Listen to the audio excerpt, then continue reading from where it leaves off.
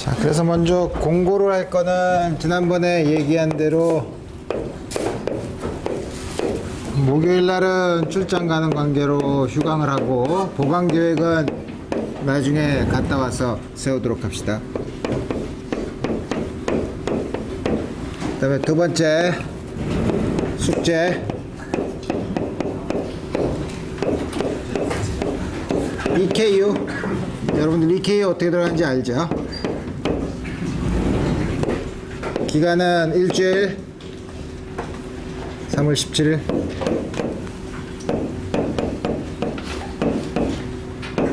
혹시 내가 숙제 3월 19일이라고 썼다면 잘못 쓴 거예요. 17일. 3월 17일이 맞지? 18일 19일. 아, 쏘리. 맞구나. 내가 틀렸구나. 19일. 오케이. 자, 그래서 우리 지난 시간에 그 양자역학이 처음 만들어졌을 때 어떤 퍼즐이 있었는가, 그 다음에 그 퍼즐의 가장 대표적인 예 중에 두 가지를 들었어요. 하나는 블랙바디 레디에이션. 물론 좀 계산이 복잡했지만 여러분들이 그 계산이 복잡한 거는 잊어버려도 좋지만 그 안에 있는 어디가 이슈인가를 잘 이해를 하면 되고, 두 번째는 하이드로진 애텀이죠. 하이드로진 애텀은 그때도 여러분들도 굉장히 불쾌했듯이 굉장히 이상한 포스츄레이트를 이용해서 하이드로진의 그 라인 스펙트럼을 잘 계산을 할 수 있더라 이거예요. 물론 이 강의의 후반부에서 하이드로진 애텀의 에너지 스펙트럼을 풀리 양자역학을 써서 에너지 스펙트럼을 구할 거예요. 놀랍게도 보어가 얻은 결과랑 똑같아요. 그렇지만 답만 맞다고 해서 과정이 맞는 건 아니죠. 그래서 우리 확실한 양자역학적인 개념을 써서 우리 하이드로진 애텀에 대한 그 분석을 할 거고, 물론 우리가 지금 책에서 나왔지만 다루지 않았던 엑스레이 디프랙션, 일렉트론 디프랙션, 그 다음에 포토 일렉트릭 이펙트, 이런 것들은 여러분들이 단지 카이네매틱스를 이용해서 현대물리 시간에 그런 빛의 입자성이 어떻게 되는가 뭐 이런 얘기를 했지만, 우리 이거는 양자역학 1이 아니라 양자역학 2에서 여러분들이 퍼터베이션 시리를 다 배운 다음에 역시 지난 현대물리 시간에 여러분들이 간단하게 그 결과만 알았다면 그 결과를 정량적으로 양자역학을 이용해서 유도할 거예요. 그러니까 우리 아주 놀라운 프로젝트를 가지고 있죠. 그래서 그 하기 시작하기 전에 양자역학에서 다루는 기본적인 오브젝트는 웨이브예요. 그 웨이브가 도대체 무엇을 의미하는가 하는 거는 좀 더 자세하게 얘기하겠지만, 우리 우선 양자역학이 다루는 웨이브를 생각하기 전에 우선 웨이브를 배운다고 하면 우리 웨이브를 다루는 여러 가지 테크닉들이 있는데, 그리고 그 테크닉들을 먼저 간단하게 살펴보도록 합시다.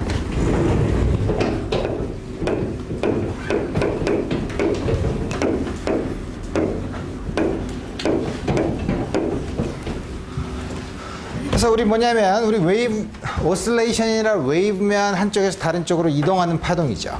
이동하는 파동인 경우에는 우리가 그 파동은 또 특히 슈퍼포지션이 가능하기 때문에 우리가 임의의 파동, 임의의 펄스 이런 게 있다고 하면 우리가 적당한 웨이브 베이시스가 되는 웨이브들을 골라서 그걸 적당히 합해서 웨이브를 합하면 슈퍼포지션이 가능하면 인터피어런스가 일어날 수 있으니까, 다른 곳에서는 destructive interference, 우리가 원하는 펄스가 있는 곳에서는 constructive interference가 있는 그런 웨이브들을 합하면 되죠. 그래서 그 웨이브들을 합하는데, 그럼 그 마치 그 베이시스 웨이브 그 펑션들을 어떻게 고르느냐, 우리 고르는 선택의 방법은 여러 가지가 있어요. 마치 여러분들이 n 디멘셔널 유클리디안 스페이스에서 임의의 벡터를 기술하는 방법은, 물론 n 디멘션이니까 참 복잡한 3차원에서 임의의 벡터를 유일하게 기술하는 방법은 임의의 엑시스를 잡고 그 엑시스의 수직인 단위 벡터, 유닛 벡터들을 고른 다음에 적당한 유닛 벡터들의 리니어 컨비네이션으로 임의의 벡터를 표현할 수 있죠. 그럼 이 베이시스의 초이스가 유일하냐? 그렇진 않죠. 베이시스는 적어도 세 개의 디렉션이 서로가 평행하지 않은 세 개의 아비트러리한 디렉션이 있으면 그 방향에 대해서 각각 유닛 벡터를 정하면 그 유클리디안 3차원 스페이스에 있는 임의의 벡터는 그 임의의 세 평행하지 않은 축에 해당하는 평행한 유닛 벡터들의 적당한 리니어 컨비네이션을 쓸 수 있죠. 뭐 이럴 때 우리가 그 유닛 벡터들을 베이시스 벡터라고 하고 임의의 벡터를 그 벡터 그 베이시스 벡터들의 리니어 컨비네이션으로 쓸 수 있죠. 그 벡터 그 유클리디안 스페이스가 벡터 스페이스예요. 다시 말하면 임의의 벡터는 다른 벡터들의 썸으로 표현할 수 있는 것처럼 웨이브도 마찬가지예요. 웨이브도 리니어 슈퍼포지션이 가능하기 때문에 우리 적당한 웨이브가 있으면 우리가 적당한 베이시스를 골라서 그 베이시스의 적당한 리니어 컨비네이션으로 쓰죠. 근데 우리가 일반 물리 시간부터 제일 많이 썼던 베이시스가 뭐냐 하면 삼각함수예요. 코사인 혹은 사인이죠. 그래서 우리 되게 트래블링 웨이브면 반드시 x-vt 1차원에서 생각해 보면 굉장히 복잡하게 쓰긴 했지만 여러분 조금 이따가 도입할 웨이브 넘버, 앵귤러 프리퀀시 같은 걸 쓰면 다음과 같은 컨비네이션이 있는 임의의 펑션이기만 하면 되죠. 왜냐하면 요거의 페이스를 요 값이 항상 일정한 값이 되려면 오른쪽으로 이동하는 파동이어야만 된다 이거예요. 물론 왼쪽으로 이동하려면 플러스를 쓰면 되죠. 그래서 이 오른쪽으로 이동하는 1차원에서 보면 이거의 코사인 혹은 사인의 적당한 리니어 컨비네이션으로 쓰면 돼요. 물론 코사인 하나만 가지고 쓰면 되냐? 안 되죠. 왜냐하면 코사인은 아규먼트가 부호가 바뀌면 자기 자신이 되는, 다시 말하면 even 펑션이죠. 만약에 어떤 펄스가 even 펑션이면 코사인 펑션의 시리즈만으로 표현할 수 있어요. 여기에서 k나 오메가가 적당히 바꾸면서 적당히 썸을 하면, 혹은 사인 함수인 경우에는 오드 펑션이기 때문에 오드 펑션은 물론 사인 시리즈로 우리 전개할 수 있어요. 하지만 아비트러리한 펑션은 even 펑션이나 오드 펑션이 아니기 때문에 두 개의 적당한 리니어 컨비네이션으로 쓸 수 있다 이거예요. 이게 소위 말하는 스탠딩 웨이브 베이시스예요. 그렇지만 우리가 앞으로 많이 쓸 거는 뭐냐면 소위 트래블링 웨이브 베이시스라고 해서 한쪽으로 가는 거,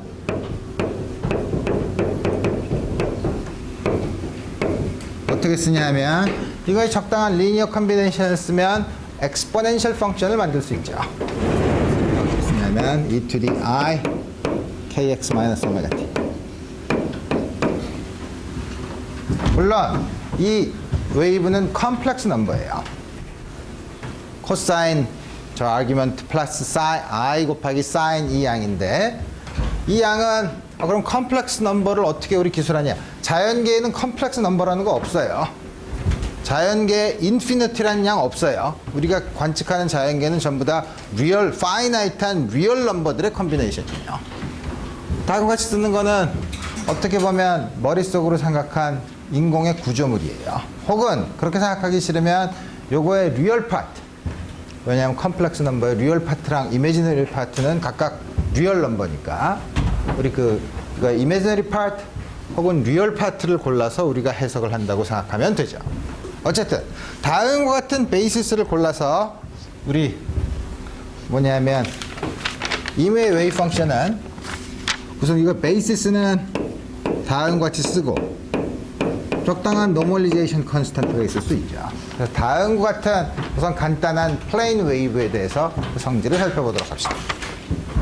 그래서 다음과 같이 쓰면 물론 새로운 양들을 도입을 했으니까 이게 여러분들이 물론 일반 물리 시간에 많이 배웠지만 우리 어떤 식으로 정의를 하냐면 K 웨이브 넘버라고 하는 양이죠.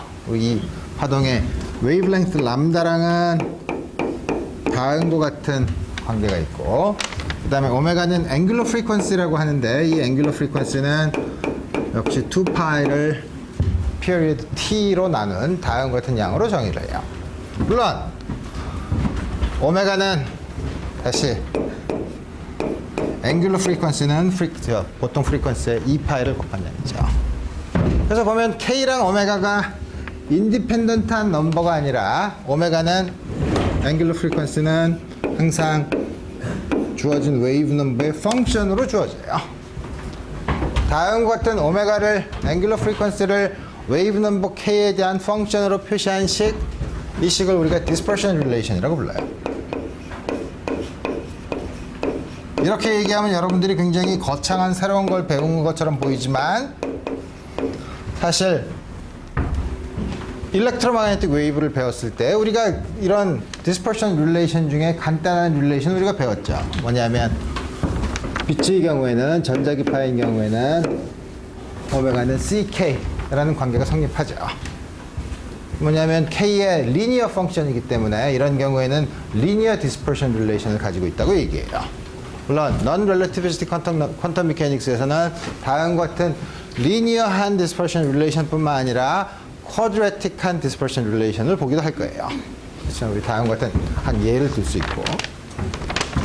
그러면 다음과 같은 플레인 웨이브 베이시스가 있으면 아비트러리하게 생긴 웨이브 펄스는 어떻게 기술하냐면 다음과 같은 플레인 웨이브 펑션에 K와 오메가를 적당히 바꾸어서 그럼 K와 오메가가 디스퍼션 릴레이션에 의해서 인디펜던트한 릴레이션을 가지고 있지 않기 때문에 적당한 K를 바꿔서 K에 대한 적당한 서메이션 물론 앞에 있는 앰플리튜드를 적당히 K에 의존하는 양으로 주어져서 그걸 전부 다 더해서 아까 말한 것처럼 원하지 않는 곳에서는 destructive interference, 원하는 곳에서는 constructive interference가 생기도록 우리가 펄스를 다음과 같은 플레인 웨이브의 적당한 리니어 컨비네이션으로 표현할 수 있어요. 그래서 우리 그거를 보면 arbitrary wave packet은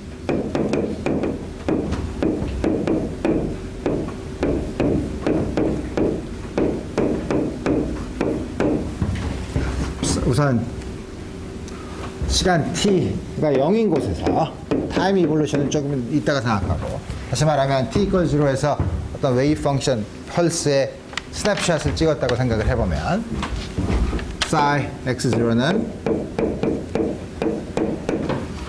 e to the ikx 오메가 t t가 0이니까 t에 대한 디펜던스는 없고 이거에 대한 적당한 k에 의존하는 앰플리튜드, 주어진 K에 대해서 주어진 앰플리튜드가 있고 이걸 적당히 더하면 되죠.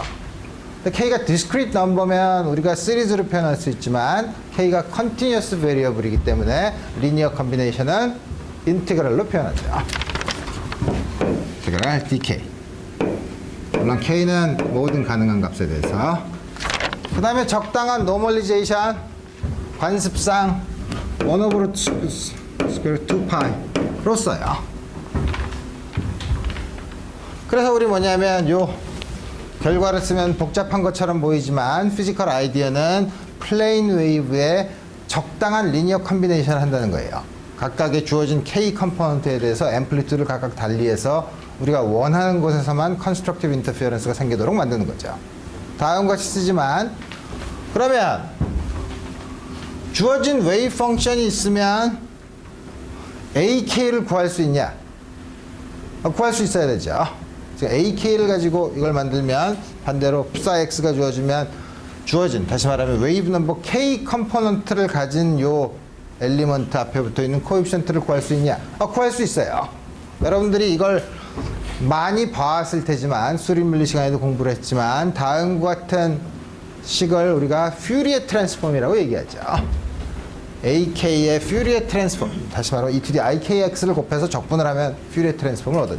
퓨리에 트랜스폼이 있으면 우리 이걸 뒤집으면 인버스 퓨리에 트랜스폼은 역시 psi x0가 주어지면 ak를 구할 수 있다는 거죠. ak는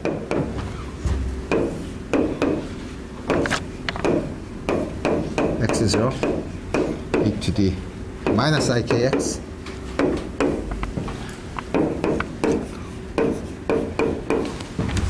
다음 것이 인버스 퓨리에 트랜스폼. 여기도 1 over square root 2파이가 나오니까 여러분들이 외우기 힘들 수 있어요. 그렇지만 우리가 쉽게 이해할 수 있는 방법은 퓨리에 트랜스폼과 인버스 퓨리에 트랜스폼 앞에 붙는 코에피션트가 각각 A, B라고 하면 A 곱하기 B가 2파이분의 1이기만 하면 돼요. 한쪽을 1, 한쪽을 2파이분의 1 혹은 2파이분의 1 이렇게 정해도 돼요. 그러면 쓸 때마다 외우기 어렵죠. 그래서 시메트릭하게 두 개를 나눴어요. 그러면 우리 앞에 있는 코에피션트를 어디를 2를 쓰고 어디를 2파이를 쓰는가 하는 건 우리 걱정할 필요가 없는 거죠. 어쨌든 여러분들 컨벤션은 어떻게 쓰든 괜찮아요. 그 중에 하나를 고른 것 뿐이에요. 다음과 같은 둘 사이의 관계를 서로 퓨리에 트랜스폼이라고 얘기해요. 근데 지금 만약 우리가 푸사 x가 다음과 같이 되면 아주 일반적으로는 e to the i kx가 컴플렉스 넘버이기 때문에 푸사 x가 컴플렉스 넘버일 수 있죠. 그렇지만 우리가 예를 들어서 일렉트릭 필드도 웨이브인데 그럼 적당한 리니어 컨비네이션을 취하면 다음과 같은 퓨리에 트랜스폼으로 쓸 수 있을 텐데 일렉트릭 필드는 측정할 수 있는 리얼 넘버죠. 이게 리얼이면 어떻게 되냐 이거예요. 여기에 특정한 컨디션을 주면 돼요. 만약에 psi가 리얼이라면 무슨 뜻이냐면 psi 스타 x0가 psi x0를 만족하면 되죠. 그럼 여기 이거의 컴플렉스 컨주깃을 한 게 만족하면 되죠. 이건 그대로 이거 컴플렉스 컨주깃 하면 이게 컴플렉스 컨주깃, 이건 e to the minus ikx죠. 원래 거랑 같다고 하면 비교하기가 어렵죠. 그럼 변수를 k를 마이너스 k로 리디파인 해요. 다시 말하면 k'을 마이너스 k로 넣으면 dk 프라임 a 스타 마이너스 k 프라임 e to the minus ikx 프라임. 그럼 이거랑 마이너스가 플러스 ik니까 똑같이 비교하니까 앞에 있는 앰플리튜드만 비교해보면 이 경우에는 a는 마이너스 k 스타는 를 만족하면 되죠. 리얼인 조건은 이 앞에 붙어있는 코에피션트에 대한 조건을 다음과 같이 주면 된다 이거예요. 오케이. 그러면 다음과 같이 주면 우리가 관심 있는 건 t equals 0에서 웨이브 펑션이 주어지면 혹은 웨이브 폼이 주어지면 시간 t가 지났을 때의 이볼루션은 어떻게 되냐, 우리 그걸 보고 싶은 거죠.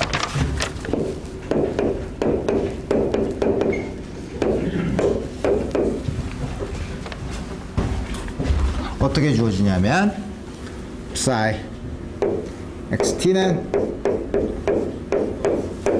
1 over square 2pi 인테그랄 dx psi가 아니지 ak e to the I kx 아까 안 썼던 거 쓰면 되죠. t 다음과 같은 형태로 이볼루션을 해요.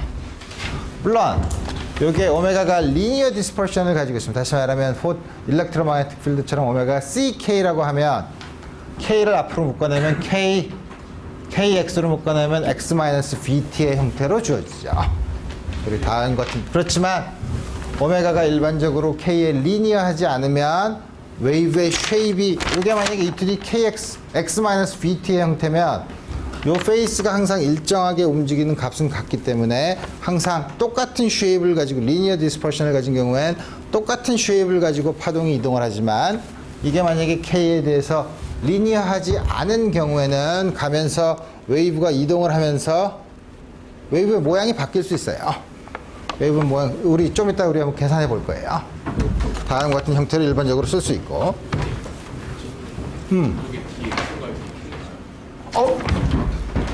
dk 잘못했네. 다음과 써야죠. 또 하나 재미있는 사실은 퓨리에 트랜스폼의 관계 중에 여러분들이 혹시 수리물리를 들었다면 자꾸 수리물리 얘기하니까 부담스럽죠. 나도 부담스럽긴 하지만 퓨리에 트랜스폼 사이에는 특별한 관계가 있어요. 특별한 관계가 어떤 관계? 파르시벌 티어렘이라는 게 있는데 만약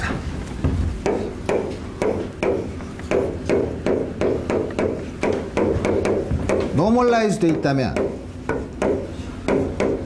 어떤 센스에서 노멀라이즈 돼 있냐고 하냐면 무슨 말이냐면 dx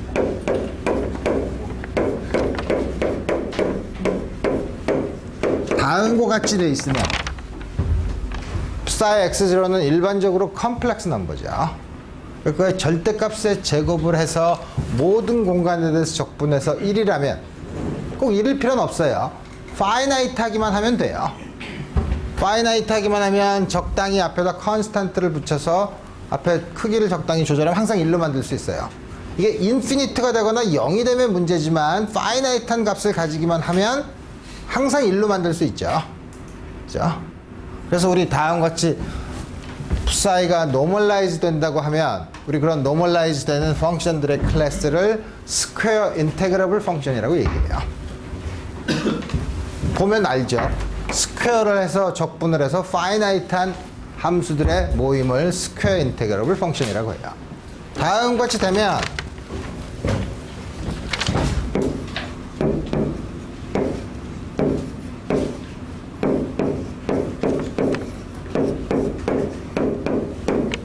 다음과 같이 항상 그거의 퓨리에 트랜스폼에 해당되는 양도 항상 노멀라이즈 돼 있다는 거예요. 수리물리 얘기하니까 부담스럽죠? 그래서 조금 퓨리에 트랜스폼의 테크닉을 여러분들한테 가르쳐 준 다음에 증명하라고 숙제 낼 거예요. 걱정할 필요 없어요. 오케이. 그래서 보면 그게 우리가 여러분들이 양자역학을 배우기 전에 웨이브 펑션이 probability에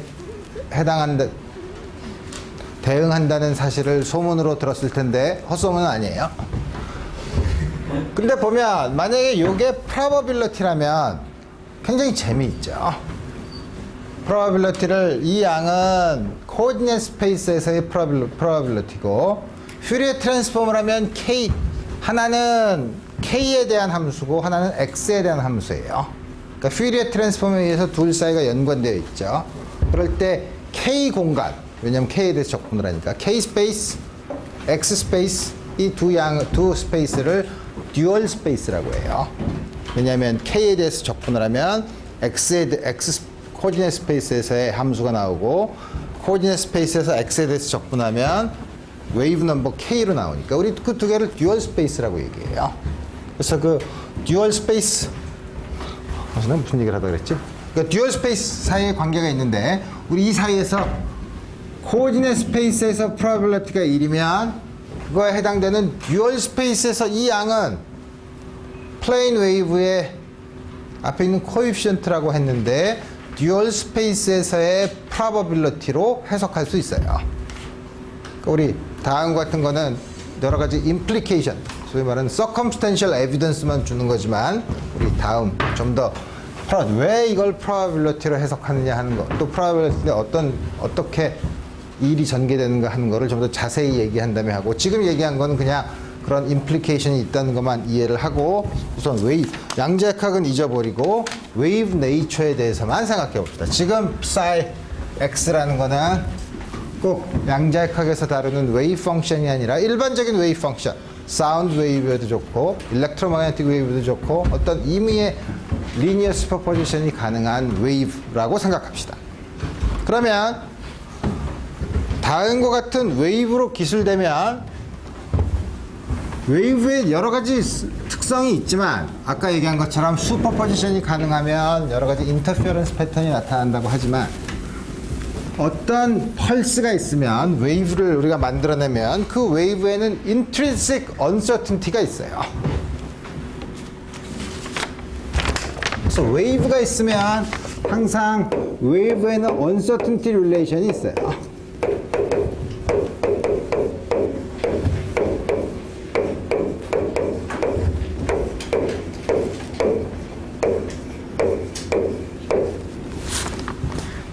여러분들이 또 역시 주어들은 소문에 의하면 하이젠버그의 불확정성 원리, uncertainty principle 굉장히 대단한 건가 보다. 그렇죠. 그렇지만 웨이브인 경우에는 꼭 퀀텀 미케닉스뿐만 아니라 웨이브에서는 항상 uncertainty relation이 있다 이거예요. 양자역학을 웨이브로 기술하는 한 웨이브의 general property를 어긋나는 일은 없어요. 그래서 웨이브의 uncertainty principle이 양자역학으로 realize 된 걸 하이젠버그의 uncertainty principle이라고 불렀을 뿐이에요. 그러면 도대체 웨이브가 가지고 있는 uncertainty relation이라는 게 도대체 뭐냐? 우리 그거를 좀 더 자세히 살펴보도록 합시다. 뭐냐면 우리가 어떤 펄스를 만들었다고 칩시다. 펄스를 만들려면 펄스가 있어서 펄스의 width가 무슨 뜻이냐면 그 안에서는 굉장히 어프리시어블한 값을 가지고 그 바깥에서는 거의 무시할 수 있다고 하면 그때 그 width가 델타 x라고 하면 그런 웨이브를 만들려면 플레인 웨이브 e to the ikx의 적당한 리니어 컨비네이션으로 만들려면 그 앞에 붙은 그거의 적당한 리니어 컨비네이션을 써야 되는데 k가 한 값인 것으로는 정할 수는 없죠. 여러 개의 k에 해당되는 플레인 웨이브들을 적당히 합해야 되죠. 그러면 그 펄스를 만들기 위한 k의 레인지가 있죠. 그 k의 레인지를 델타 k라고 하면 어떤 웨이브든 델타 x와 델타 k를 두 개를 곱하면 대략 오더 1이에요. 0이 될 수 없어요. 항상 오더 1이에요. 이게 웨이브가 가지고 있는 인트리식한 uncertainty예요. 정말 그래? 우리 한번 하나씩 예를 들어 봅시다. 첫 번째 아주 트리비얼한 example은 plane wave e to the ikx 웨이브 넘버 하나밖에 없죠. 델타 k는 0이죠. 딱 하나 있으니까 k의 레인지가 없죠.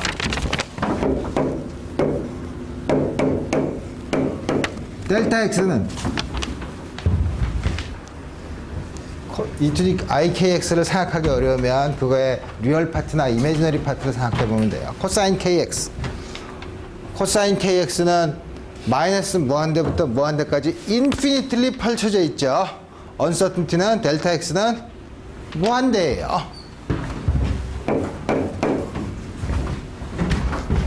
델타 x 곱하기 델타 k는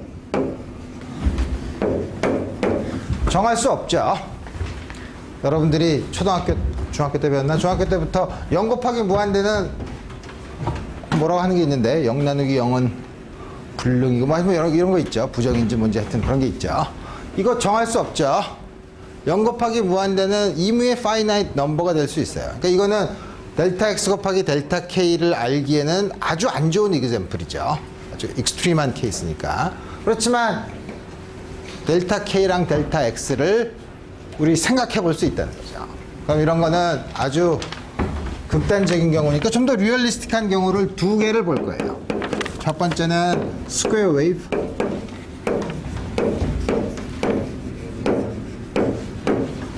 델타 k를 픽스해 놓자 이거예요. 델타 k를 어떻게 픽스하냐면 k 공간에서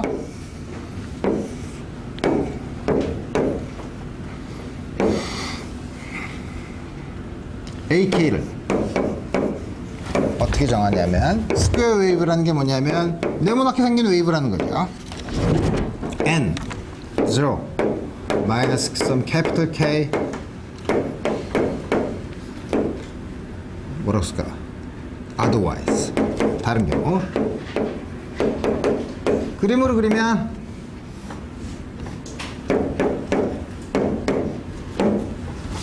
다음 같은 거죠. AK라는 게 K 공간에서 다음과 같이 주어지면 여기에 해당되는 psi x를 계산할 수 있죠. 이때 그러면 델타 K는 우리가 스퀘어 웨이브니까 어떻게 정했죠? 이거죠. 이거 폭이니까 다음과 같이 정할 수 있다 이거예요. 델타 X를 이제 구해야 되죠. AK를 주어지면 우리 이거에 해당되는 퓨리어 트랜스폼 psi x를 계산할 수 있어요. psi x는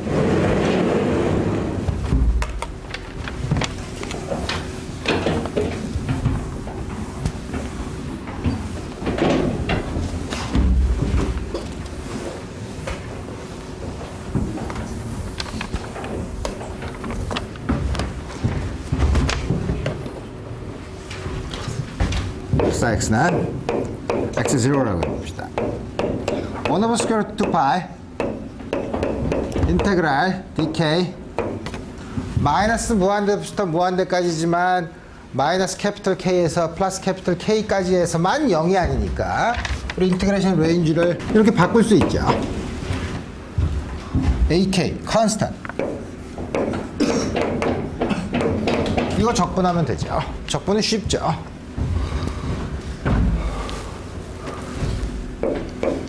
n over square root 2pi ix분의 e to the I capital X 마이너스 e to the 마이너스 I capital X 2배 I sin kx죠.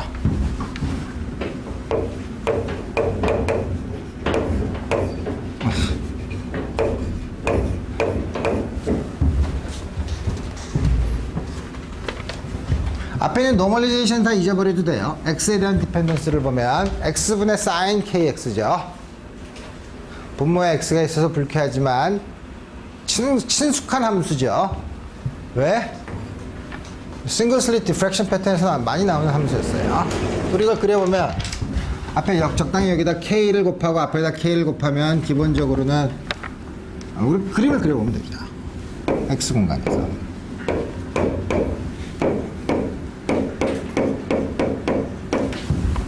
x가 0에 접근할 때 분모도 0이지만 분자도 0으로 가기 때문에 파이나이트한 값으로 가죠. 그 값이 최대 값이죠.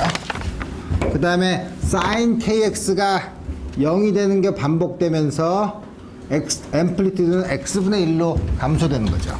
x분의 1로 감소되고 여기서 오실레이션을 하죠.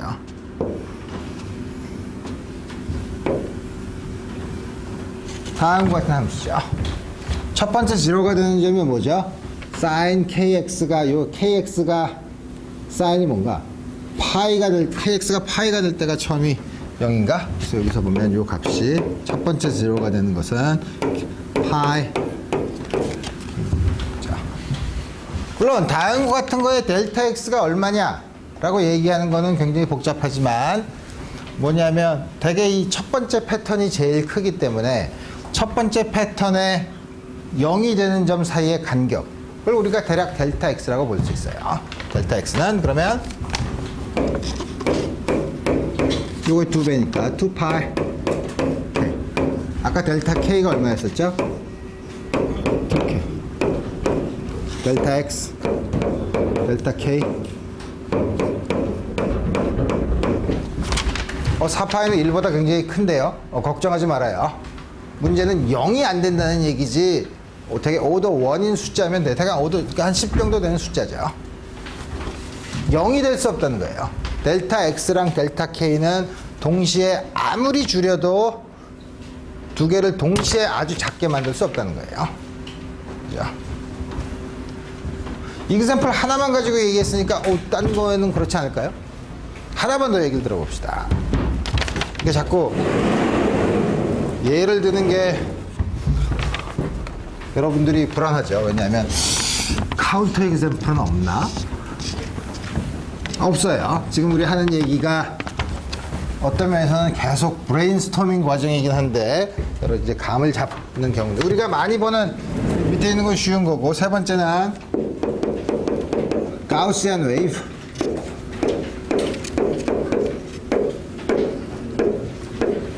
가우시안 웨이브를 듣는 순간 여러분들은 양자역학 세계에 입문한 거예요. 왜냐하면 앞으로 가우시안에 대한 인테그랄을 많이 할 거예요. 가우시안 웨이브란 건 어떤 걸 가우시안 웨이브라고 하냐면 ak가 e to the minus alpha k minus k0 squared over 2 알파는 양수 혹은 일반적으로는 리얼 파트의 알파가 양수인 경우를 생각해 보면 돼요. 이렇게 얘기하면 알파가 컴플렉스 넘버라고 그러면 헷갈리면 우선 리얼 넘버인 경우만 생각해 봅니다. 포지티브 넘버인 경우를 생각해 보면 우리 이 형태로 생기면 어떤 형태인지 알죠? K0 근처에서 맥시멈을 가지고 왜냐하면 엑스포넌트가 최소가 되는 경우니까 K0 근처에서 맥시멈을 가지고 엑스포넨셜리 감소하는 함수예요. 뭐냐면 K 공간에서 보면 K0가 있으면 아주 빨리 줄어들죠. 그래서 다음 같은 거 우리가 가우스한 웨이브라고 해요. e to the 마이너스 알파 x 제곱의 형태로 주어진 걸 가우스한 웨이브라고 해요. 그럼 이거의 위스는 어떻게 결정하나? 대략 여기죠. 이걸 어떻게 정하지? 우리가 half width를 정하죠. 다음 같은 거 우리 half width를 정하는데 어떻게 되냐면 대략 요게 1이 되는 값, 요게 1이 되는 값이면 돼요. K0 근처에서 1이 되려면 여기 K0 근처에서니까 알파 K 스퀘어 나누기 2가 1이 되는 거. 그럼 1 over 2로 서프레스 되는 거죠. 그게 대략 얼마냐면 K 제곱이 2분의 알파니까 K는 대략 이게 알파 K 제곱 나누기 2가 1이니까 알파분의 2의 스퀘어 루트. 그거의 2배. 왜냐하면 여기서부터 여기까지가 반이니까 그거의 2배가 되죠. 그거 우리가 컨벤션으로 정하기 나름이에요. 대략 이 정도 된다 이거예요. 그러면 이제 퓨리에 트랜스폼을 해야 되죠. 왜냐하면 psi x를 구해서 델타 x를 구해봐야 되니까. psi x는 1 over square root 2pi 인테그랄 k 마이너스 무한에서부터 무한대까지 e to the 마이너스 알파 k 마이너스 k0의 제곱 over 2 a to the i kx죠. a to the i kx인데 k0x를 더했다가 뺐다가 더해줘도 똑같죠. 이렇게 쓰면 요거는 k의 인디펜던트하니까 인테그랄 맨 앞으로 나갈 수 있죠. 그 다음에 요 안에 있는 식은 k가 마이너스 무한대에서 무한대까지니까 k 마이너스 k0를 k 프라임이라고 놓으면 요 복잡한 형태를 다 바꿀 수 있죠. 어떻게 쓸 수 있냐면 e to the i k0x square 2pi 인테그랄 dk e to the minus alpha k squared over 2 plus i kx. 이적분을 하면 되죠. 이적분을 어떻게 하나? 이걸 컴플리트 스퀘어를 해요. 컴플리트 스퀘어를 한다는 거는 마이너스 2분의 알파 완전 제곱꼴로 만든다는 거죠. k squared 마이너스 알파분의 2 i xk 2분의 알파 k 마이너스 알파분의 ix의 제곱 빼기 요거죠. 이걸 빼면 이렇게 빼는데 이게 제곱이니까 마이너스 이렇게 더해져. 알파 제곱분의 x 제곱 알파 제곱분의 x 제곱에다가 이걸 곱하면 마이너스 2알파분의 x 제곱. 다음과 같이 쓸 수 있죠. 맞나? 맞죠? 그러면 이거를 다시 k-알파분의 ix를 x를 k 프라임이라고 다시 바꾸면 e to the i k0x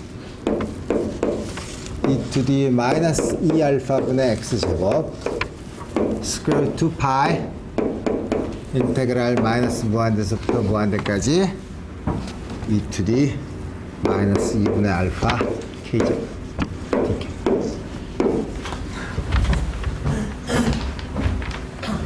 역시 불쾌하죠. 왜냐하면 여기 이미지너리 넘버인데 이걸 어쩌지? 그렇지만 여러분들이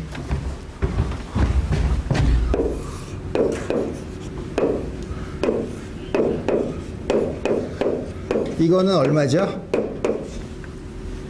스퀘어 루트 알파 파이 알파죠. 가우시안 인테그랄. 이건 언제 성립하냐면 알파의 리얼 파트가 양수이기만 하면 성립해요. 그렇지만 우리 그냥 막 쓸 거예요. 이 결과를 알파라는 값이 음수만 아니면 컴플렉스 넘버인 경우는 그냥 마구 쓸 거예요. 어떻게 마구 쓸 수 있습니까? 저렇게 인테그레이션이 well defined range에서 써야 되는데 그걸 어떻게 막 바꾸죠? 바꿀 수 있어요. 왜냐하면 여러분들이 컴플렉스 넘버라는 걸 배웠다면 이 말에 절대로 겁을 먹을 필요는 없어요. 다만 여러분들이 컴플렉스 넘버에서 마음대로 쓸 수 있다는 것만 받아들이면 돼요. 애널리틱 컨티뉴에이션을 하면 돼요. 컴플렉스 펑션으로 생각해서 애널리틱 컨티뉴에이션을 하면 우리 쓸 수 있는데, 우리 그런 복잡한 얘기는 신경 쓰지 말고 알파의 리얼 파트가 음수만 아니면 쓸 수 있다 이거예요. 다한 것이 생각하면 우리 그러면 우리 요거를 쓸 수 있죠. 이거 얼마인가? e to the I k0 x e to the minus x squared over 2 alpha square root 2 pi square root 2 pi over. 앞에 있는 노멀리제이션은 걱정할 필요 없어요. 우리는 x에 대한 디펜던스만 보는데, x에 대한 디펜던스는 여기 오실레이팅 하는 펑션이 있죠. e to the I k0 x니까. 그렇지만 중요한 건 가우시안이에요. 그래서 우리 쉽게 얘기하면 코디네이트 스페이스에서 가우시안 펑션은 퓨리에 트랜스폼을 해도 가우시안 펑션이에요. 그 역도 성립해요.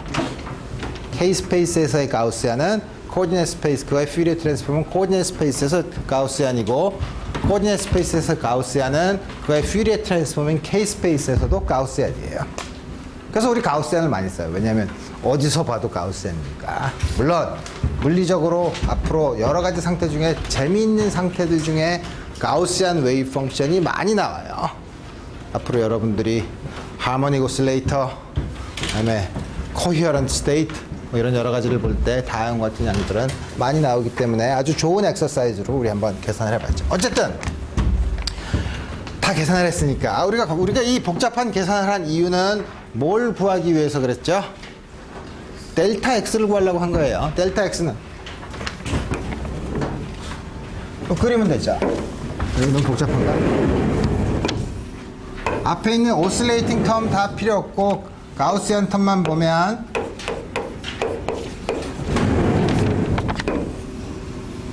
half width 요게 대략 1이 되는 거, x가 스퀘어 루트 2 알파죠.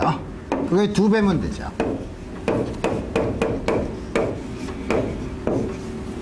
아까 델타 K가 얼마라 그랬죠? 요거죠. 델타 K는 2배 스퀘어 루트 2 오브 알파. 델타 X, 델타 K는 알파가 사라지죠. 8.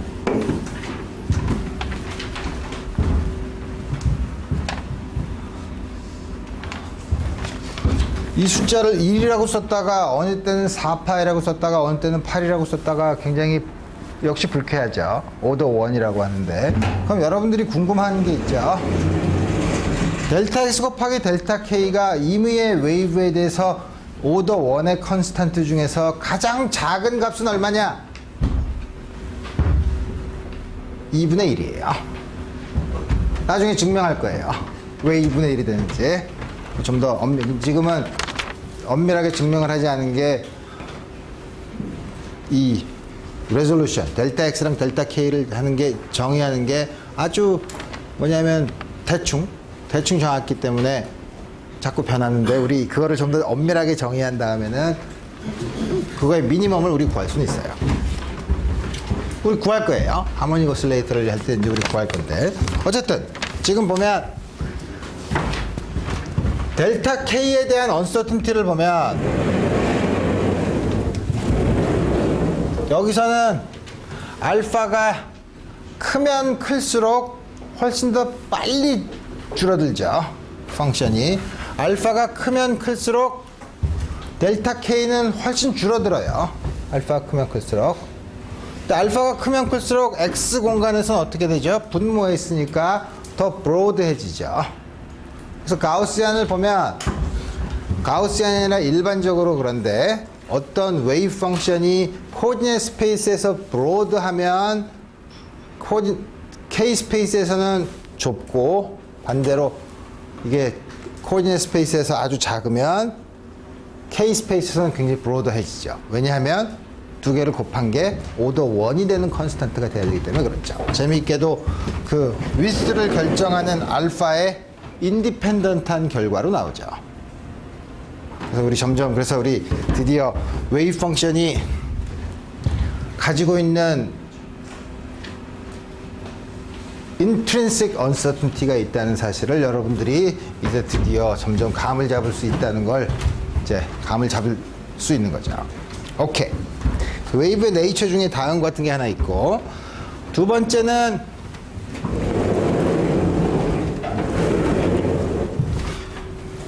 조금 아까 t equal 0에서의 웨이브 펑션을 썼는데 그 다음에 시간 t일 경우에는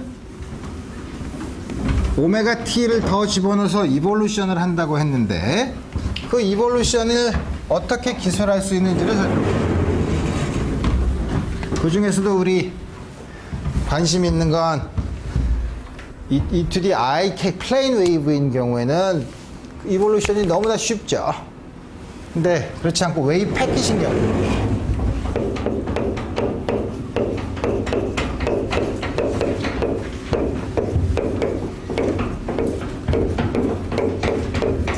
웨이브 패킷이라는 거는 localized wave를 얘기해요. localized wave란 건 뭐냐면 주어진 finite한 공간에서만 appreciable한 값을 가지고 그 바깥에서는 무시할 수 있는 경우예요.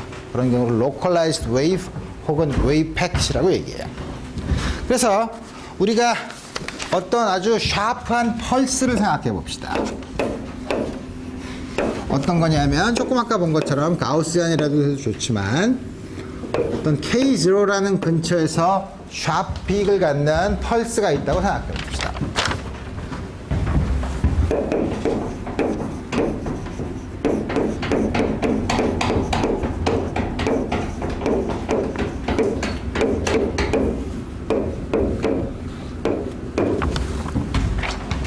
물론 이 AK의 형태를 펑션으로 주어지면 이거의 퓨리에 트랜스폼을 하면 코디네이트 스페이스에서의 웨이브 펑션을 구할 수 있어요.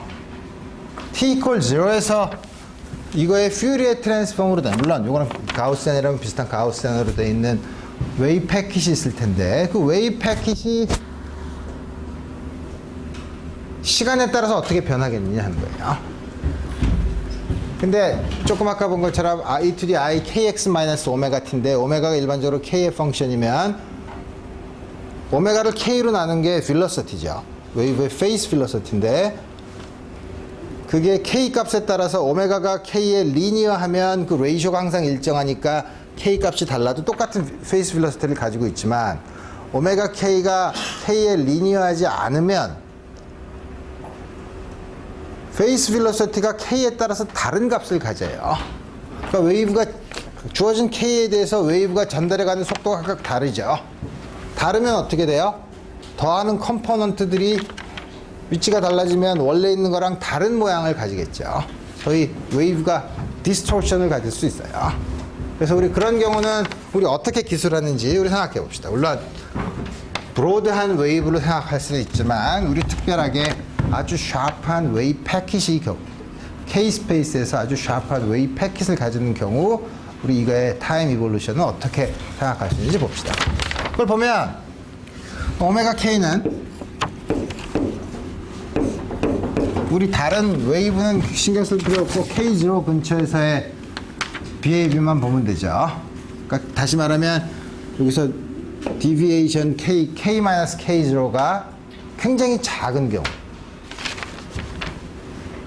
K0 근처에서 이 양을 테일러 시리즈 익스펜션을 하면 되죠. 테일러 시리즈 익스펜션의 첫 번째 텀은 오메가 K0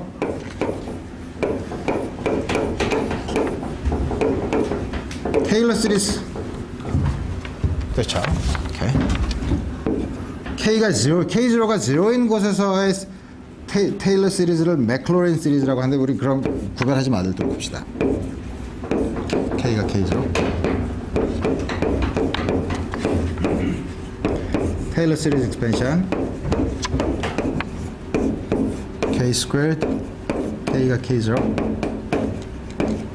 그 다음에 하이 오더 텀들이 있긴 하지만 우리가 k-k0가 굉장히 작으니까 우리가 여기 스퀘어 텀까지만 킵을 하고 나머지는 우리 무시해 보도록 합시다.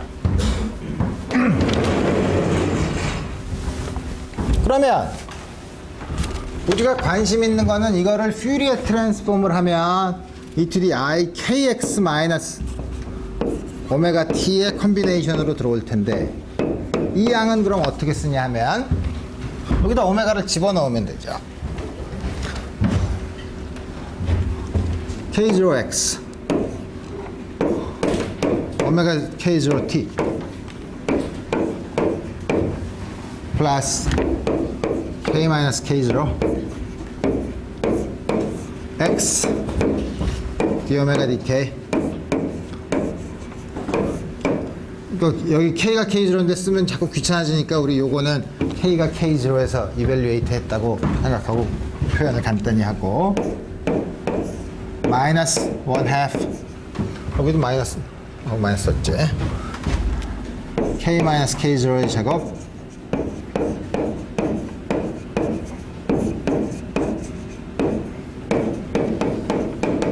다 한 거지. 굉장히 희한하게 보이긴 하지만 이 앞에 있는 k0x는 그냥 한번 써봤어요. 왜? 여기 있는 k0x로 캔슬이 되죠. 그죠? 우리 요 안에 요 x를 k-k0로 묶고 나니까 요거를 더 더해줘야만 원래 있는 텀이랑 같아지는 거죠. 그래서 이걸 더했을 뿐이에요. 이게 이 식은 같죠. 시리즈 익스펜션을 한 거에. 그래서 보면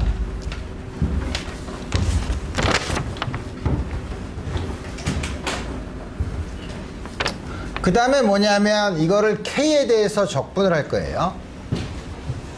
그죠? k에 대해서 적분을 하는데 앞에 있는 이거는 이 양은 k의 인디펜던트 하죠. 그러니까 적분에 앞으로 바깥으로 끄집어낼 수 있어요. 그래서 쓰면 흡사 xt는 e to the i k0x 마이너스 오메가 k0t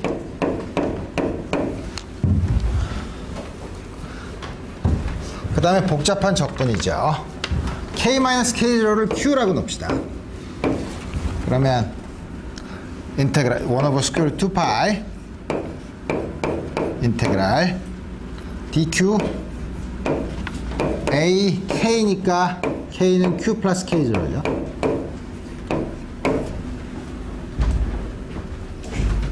e to the i 여기를 q라고 놨으니까 q x 마이너스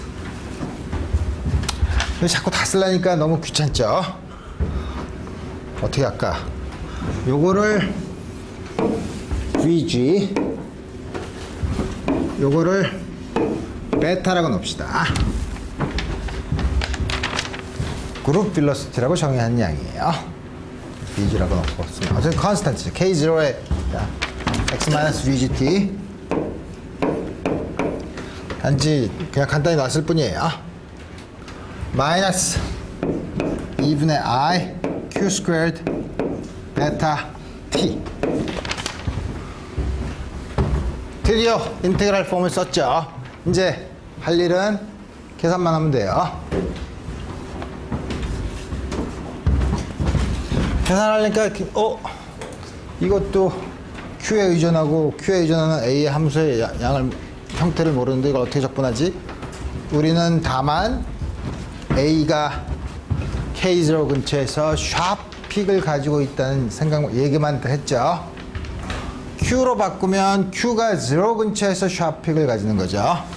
그냥 q가 k-k0라고 했으니까 q가 0 근처에서 샵픽을 가지면 이거는 q를 제로로 가진 걸로 어프록시메이션을 해도 돼요. 어프록시메이션을 하는 순간 인테그레이션 바깥으로 나올 수 있죠. 샵픽을 가지고 있을 때만 그래요. 그럼 이거는 어떻게 쓰냐면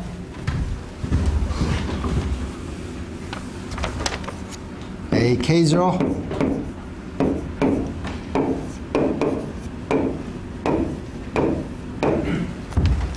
조금 아까 내가 이 부분에서 가우시안 인티그럴에 대해서 장황하게 설명했죠. 정확히 그 가우시안 인티그럴이에요. q 스퀘어의 쿼드레틱한 텀 앞에 붙어 있는 게 i라고 붙어서 이거는 퓨어 이미지너리 넘버죠. 그렇지만 우리가 아까 썼던 공식을 무식하게 쓰자 이거예요. justify가 되냐고? 돼요. 그렇지만 우리 그거 신경 쓰지 말고 아까 썼던 공식을 무식하게 쓰자 이거예요. 그러면 여기 있네. 이거 지우지 말아야죠. 지우면 다시 써야 되니까.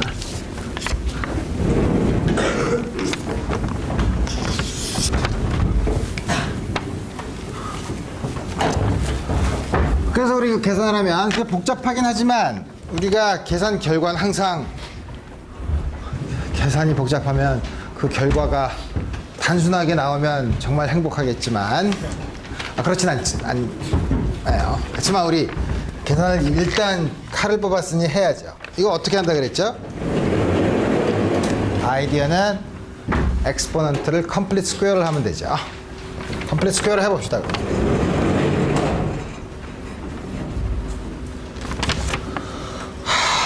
어떻게 하나? 마이너스 2분의 i 베타 t로 끄집어내. 그럼 요게 q 스퀘어죠. 그럼 요거는 마이너스니까 마이너스 i도 있고 베타 t 오버 2니까 2 오버 베타 t를 곱해주고 q x 마이너스 vgt네. 오케이. 이제 할 수 있죠. 이거를 해보면 공간이 좀 모자라긴 하지만 여기다가 맞아 쓰면 마이너스 2분의 i 베타 t q 마이너스 1 오버 베타 t x 마이너스 vgt의 제곱. 요거만 빼주면 되죠. 뒤에 있는 거의 제곱만. 마이너스 베타 제곱 t 제곱 뭐지? x 마이너스 vgt의 제곱. 이건 빼주면 된다 이거예요. 요 식을 넣고 적분을 하면 이제는 어떻게 하냐면 역시 q 마이너스 요 양을 예를 들어서 q 프라임 이라고 놓고 q 프라임에 대한 가우시안 인테그럴을 하면 되는 거죠. 요건 q 프라임의 인디펜던트 하니까 오버올 컨스턴트로 앞으로 나가면 되죠. 그래서 결과는 양자역학이라고 해서 고상한 개념을 배울 줄 알았더니 오자마자 더러운 계산만 하네. 원래 인생은 그래요. 자, 그래서 e to the i k0x 아까 오메가 k0라고 했는데 그걸 오메가 0라고 하고 오메가 0t ak0 over square root 2 pi 그 다음에 앞으로 끄집어낸 양 요거를 곱해야 되죠. 엑스포넨셜에 있는 건데 마이너스 마이너스 플러스고 베타 t 밑에 베타 t 하나가 캔슬이 돼서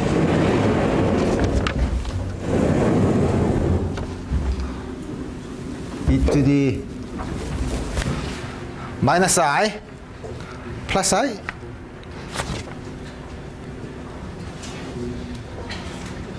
아까 이걸 빼야 되니까 플러스 i인데 그죠? 플러스 i 내가 왜 마이너스라고 썼지? 플러스인 것 같은데 x 마이너스 v0 vgt의 제곱 2 베타 t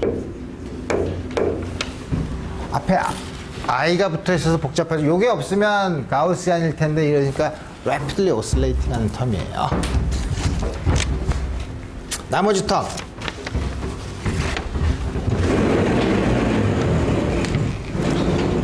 요식을 쓰면 스퀘어 루트 파이 오버 알파죠. 스퀘어 루트 파이 오버 요양을 쓰면 되죠. 스퀘어 루트 파이 오버 마이너스 i 베타 t 2 이거 쓰면 되죠. 아니지. 앞에 마이너스를 끄집어내니까 여기 마이너스가 없죠. 그래서 어디다 써야 되더라? 스퀘어 루트 2파이 오버 I 베타 t. 그럼 이 2파이가 없어지고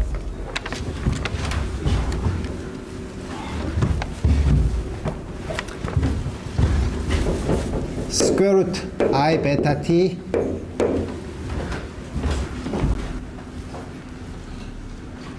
다 썼네. 이거죠. 다음과 같이 구해진다 이거예요.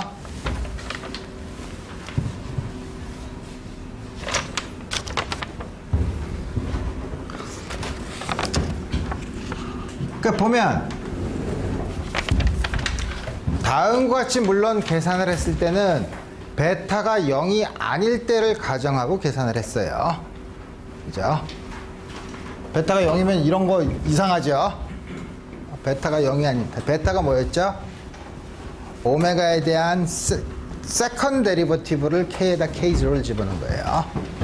이거는 리니어 디스퍼션 릴레이션이 아니면 나타나죠. 리니어 디스퍼션 릴레이션을 가진 경우에는 0이죠.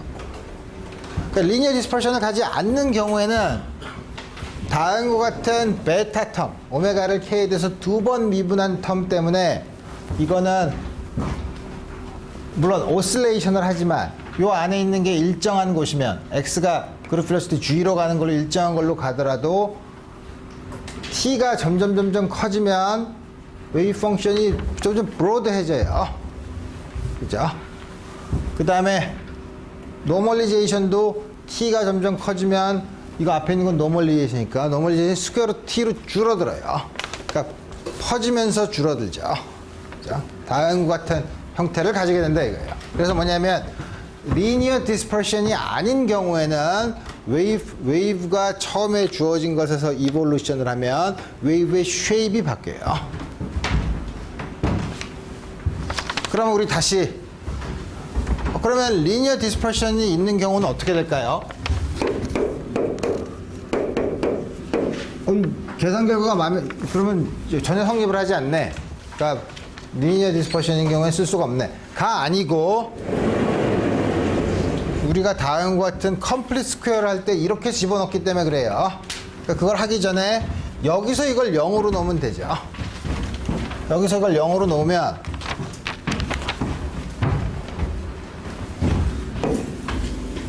이거 계산하는 거죠. 그죠?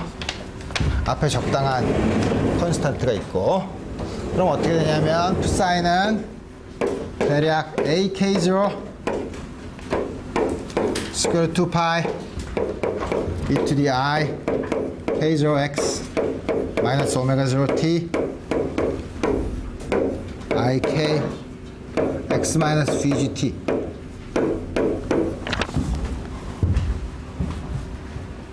이건 샤프 픽이 있는 경우도 있지만 리니어 디스퍼션 릴레이션이 있을 때는 샤프 픽을 가지지 않아도 괜찮아요.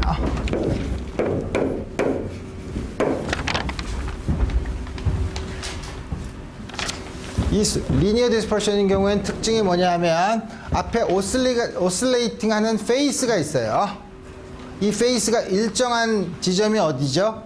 요게 항상 일정하게 되는 점을 따지면 되죠. 그럼 k0x 마이너스 오메가 0t가 항상 컨스탄트면 되니까 이걸 미분하면 k0x dx dt t에 대해서 미분하면 dx dt 혹은 v는 오메가 0 오버 k죠. 이건 웨이브가 진행하는 빌로시티가 아니라 페이스가 진행하는 빌로시티예요. 그래서 우리 이 양을 페이스 빌로시티라고 얘기해요.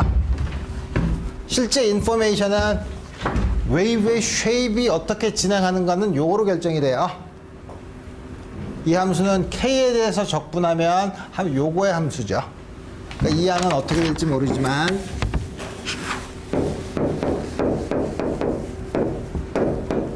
some function인데 x-vgt의 함수죠. 그럼 이 안에 있는 이 양이 일정한 쉐입을 보면 이제는 웨이브 펑션에 디스토션이 없어요. 그죠? 처음에 있는 쉐입을 가지고 있으면 그 쉐입으로 계속 이동한다는 거예요. 물론 페이스는 약간 달라지지만 그 쉐입을 가지고 계속 이동하는데 그 펄스의 이동 속도는 그룹 필로시티예요. 그래서 우리가 보통 웨이브를 얘기할 때 페이스 필로시티랑 그룹 필로시티를 구별해서 얘기하죠.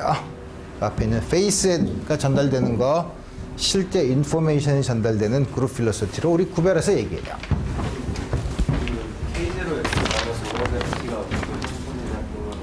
왜 컨스턴트여야 되는지. 아니, 이게 컨스탄트가 되는 걸 따라가면, 그 페이스가 컨스탄트인 걸 따라가면 그 속도가 얼마가 되냐 이거죠. 그게 페이스 필로시티예요. 페이스가 컨스탄트하게 되는 점을 따라가면, 따라가려면 그 속도가 얼마가 돼야 되냐 이거예요. 지금 이것도 마찬가지죠. 그룹 필로시티가 뭐냐면 요 안에 있는 fx가 다음과 같이 있을 때 x-vgt는 뭐예요? fx를 vgt만큼 평행 이동한 거죠. 그러니까 t만큼 지났을 땐 이렇게 된다 이거예요. 그러면 움직인 속도가 얼마냐 하는 게 그룹 필로시티에 해당되는 거예요. 이게 일반 물리 시간에 항상 필로시티를, 웨이브의 필로시티를 따질 때 그 안에 있는 페이스가 일정하게 움직이는 맥시멈을 잡고 페이스가 일정하게 움직이는 속도가 얼마인가를 따지죠. 이렇게 똑같은 아이디어를 했어요.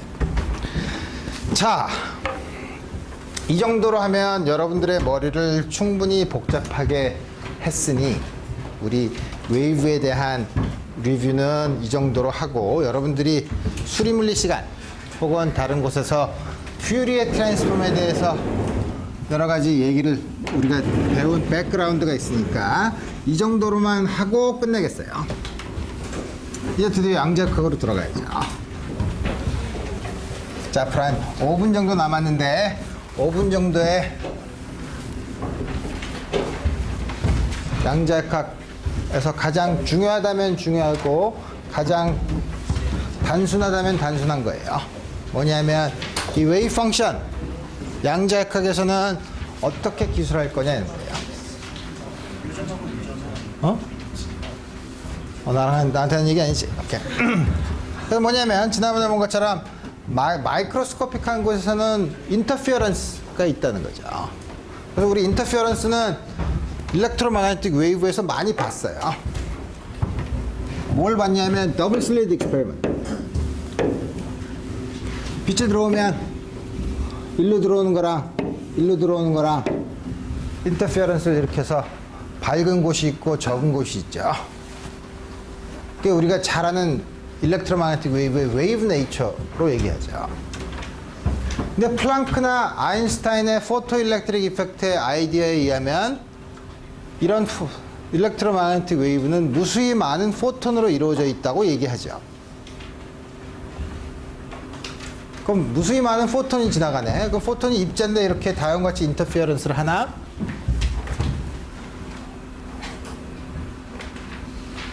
그럼 뭐 어느 건 이쪽으로 가고 어느 이쪽으로 가면 되겠네. 오케이. 들어오는 빛의 인텐시티를 무지 줄여요. 아주 줄여서 한 번에 포톤 하나씩 나오게. 그럼 여기 인터피어런스 패턴이 생길 거냐 이거예요. 좋은 질문이죠. 질문은 좋은데 그 포톤의 인텐시티를 작게 만드는 기술은 1980년대에 가능했었어요. 실제로 실험한 거는 1980년대에 했어요. 그렇지만 머릿속으로는 생각할 수 있죠. Third experiment라는 거라죠.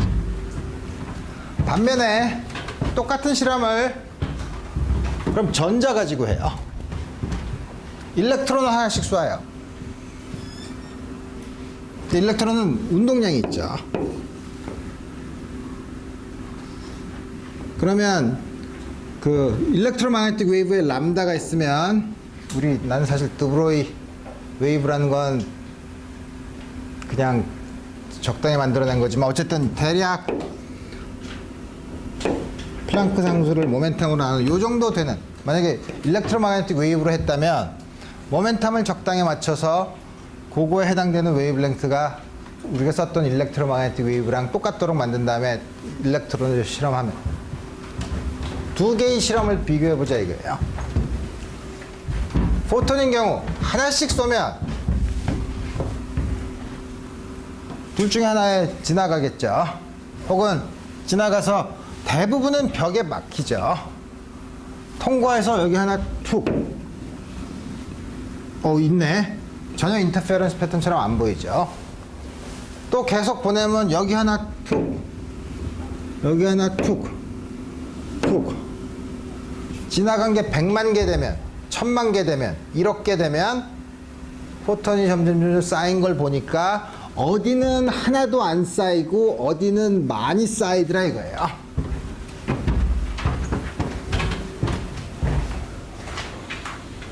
전자 가지고 실험해 봤어요. 전자로 더블 슬릿 익스페리먼트를 하기에도 역시 테크닉이 힘들어서 1960년대에서나 가능했어요. 전자를 하나씩 쏴서. 물론 일렉트론 디프렉션을 하는 건 또 딴 얘기예요. 그건 1930년대에 데이비슨 저머가 했지만 하나씩 0의 더블 슬릿 익스페리먼트를 한 거예요. 전자가 하나 툭 100만 개, 1000만 개 해서 봤더니 일렉트로마그네틱 웨이브가 포톤이 뭐에서 생긴 인터페런스 패턴이랑 똑같이 나오더라 이거예요. What's happening? 입자라면 구멍 어느 거 하나를 원래 두 개의 인터페런스가 있어야 되는데 입자라면 이쪽 하나로 통과하거나 이쪽 하나로 통과하거나 둘 중에 하나인데 어떻게 두 쪽에 동시에 나오는 이펙트가 나타나는가? 원자 수준에서는 이런 입자를 기술하는 기본적인 퀄런티티가 웨이브 펑션이고 웨이브고 그걸 기술하는 웨이브 펑션. 그 웨이브 펑션 이거는 전자기파인 경우에는 이 인텐시티는 전기장의 제곱에 비례하는 양이죠. 인텐시티라는 게 전기장의 제곱이니까 전기장의 제곱이 여기 도착할 확률에 비례한다 이거예요. 그죠? 얼마큼 그럼 여기 이렇게 돼 있으면 하나 도달했을 때 이렇게 들어오면 확률에 비례하는 양이죠. 그래서 웨이브 펑션으로 우리 마이크로스코픽한 곳에서는 전자든 포톤이든 어떤 양이든 작은 양들은 웨이브로 기술하고 웨이브 펑션으로 기술하고 그 웨이브 펑션은 일반적으로 컴플렉스 넘버예요. 다만 그거의 절대값의 제곱이 dx. 이게 뭐냐면 x와 x 플러스 dx 사이에서 입자를 발견한 확률이라는 거죠. 시간 t에서. 다음과 같이 웨이브 펑션을 해석을 해요. 어떻게 그렇게 할 수가 이거는 내가 너무 플레이스테이션 게임을 너무 많이 해서 그런데 어떻게 그렇게 할 수 있느냐고 여러분들이 궁금하게 생각할 수 있죠. 당연히 처음에 양자역학이 생겼을 때 사람들도 한 사람이 이렇게 얘기하니까 다들 그게 말이 되냐? 그거에 대한 근거를 대봐. 너 미쳤냐? 바보 아니야? 별 얘기 다 나와서 우리 한 군데 모여. 그래서 코펜하겐에 모였어요. 보어가 있는 보어 인스티튜트 코펜하겐에 닐스 보어, 플랑크, 아인슈타인, 하이젠버그, 드브로이, 슈레딩어 다 모였어요. 다 모여서 자, 우리 틀림없이 웨이브 네이처가 있는 것 같은데 이 웨이브 펑션에 대한 해석을 어떻게 하지? 그래서 한 사람이 본이라는 사람이 나와서 이거의 절대값의 제곱이 probability density에 해당한다고 해석하자. 맞아. 그런 것 같아. 그 말도 안 되지 않냐? 말도 안 되지 않냐? 그런 말을 어떻게 하냐? 그래서 앞에 있는 좌장이 그래? 좋아. 투표해. 그래서 투표를 했어요. 어떤 거냐면 여러분들 해가 동쪽에서 뜨냐 서쪽에서 뜨냐? 동쪽에서 뜬다고 생각하는 사람, 서쪽에서 뜬다고 생각하는 사람. 서쪽에서 뜬다고 하는 사람이 반이 넘네. 앞으로 해는 서쪽에서 뜨는 걸로 정의한다. 이거랑 다를 게 하나도 없죠. 그래서 그렇게 정의를 했어요. 그러고 나서 고상하게 이름을 어떻게 붙였냐면 코펜하겐에서 웨이브 펑션에 대한 해석을 했기 때문에 코펜하겐 인터프리테이션이라고 얘기해요. 불행인지 다행인지 다행으로 지금까지 한 모든 실험이 이 인터프리테이션을 벗어난 실험은 하나도 없어요. 그래서 그렇게 받아들이는 거예요. 자, 그러면 우리가 앞으로 어떤 시스템 안에 마이크로스코픽한 입자가 있으면 그 입자를 기술하는 웨이브 펑션을 얘기를 할 거예요. 자, 앞으로 할 질문은 웨이브 펑션이 만족하는 웨이브 이퀘이션이 뭐냐? 뉴턴의 방정식에서는 입자가 힘을 받을 때 만족하는 운동 방정식이 뭐냐라고 물은 것처럼 똑같은 방법으로 웨이브 펑션이 만족하는 웨이브 이퀘이션이 뭐냐? 그 웨이브 이퀘이션의 솔루션을 가지고 있으면 그 솔루션의 절대값의 제곱을 한 확률은 어떤 모양을 가지느냐? 이거를 주어진 문제마다 전부 풀 거예요. 그래서 우리가 기본적인 아이디어는 이걸로 시작해서 앞으로는 이 아이디어를 계속 구체적인 이그샘플에 적용을 하는 과정이 앞으로 한 달 동안 계속돼요. 그래서 아까 공부한 대로 다음 목요일은 강의가 없고 다음 주 화요일 날 우리 다시 만나도록 합시다. 오늘 여기까지.